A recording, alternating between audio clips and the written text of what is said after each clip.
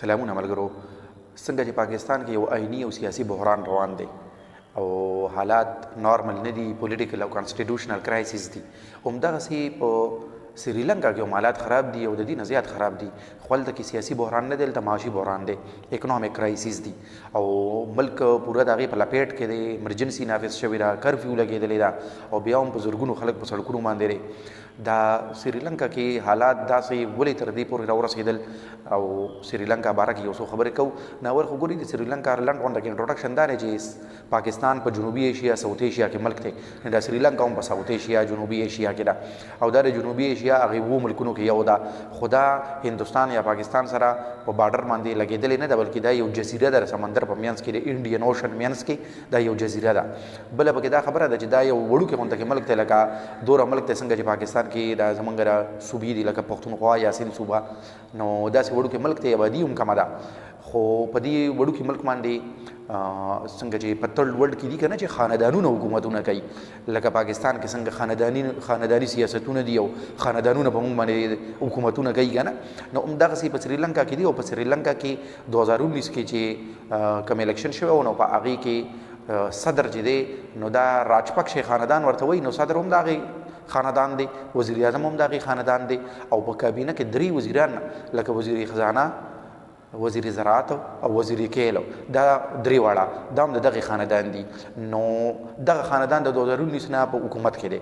اوس سریلنکا کې یو خو په دوی باندې قرضې ډېرې زیاتې دي، نو د هغې قرضو د وجې نه ادایګۍ د وجې نه د دوی هغه زر مبادله ذخایر چې ورته وایي چې په اسانه پښتو کې چې حکومت سره کومه نغدې پرتې، نو چې قرضو هغه ادایګۍ د کولې نه ورسره ختمې شوې، نو اوس د زر مبادله ذخایر لکه نغدي هم حکومت سره نشته. او په ملک کې 2 غټ کرایسیس دي، یو د خوراک کرایسیس دی چې خوراک نشته، بل انرژي کرایسیس دی. ډیزل او پټرول اول شته نه، که شته نو دومره ګران دي چې د اغوستونه دي، هغې سره د مهنګایۍ یو طوفان راغی.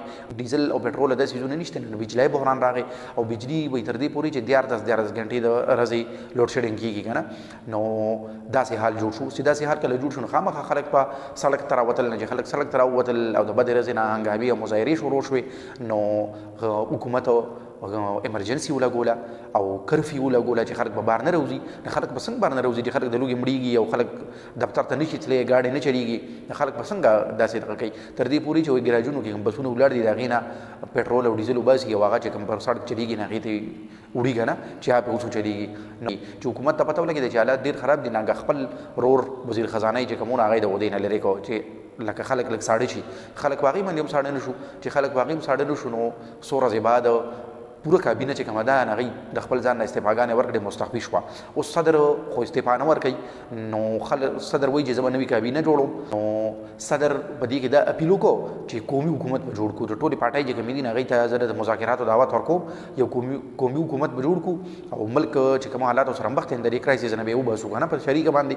اوس هغې اپوزیشن پارټۍ چې کومې دي هغې دې ته نه دي تیار، هغې وایي چې ستا د لاس ملک دې حالت ته راورسېد، نو اوس موږ ولې تا سره کېږي، نو ولې قومي حکومت جوړ کړو. نو هغې هم اوس دې ته نه دي تیار، نو مکمل یو ډیډ راک دی او حالات ډېر زیات خراب دي. په دې کې ورسره په خوا کې چې کوم دی نو طاقتور ملک انډیا دی او بل طرف ته طاقتور ملک چاینا دی. نو دواړو ملکونو سریلنکا ګورنمنټ ته ویلي دي چې موږ در سره مدد کوو او بلکې څه د ډیزلو او د خوراک او د دې څیزونو هغه قافلې شپس هم لیږلي دي د مدد دپاره. او انډیا وایي چې $1.5 ارب په مدد کې دله نغدې هم درکو.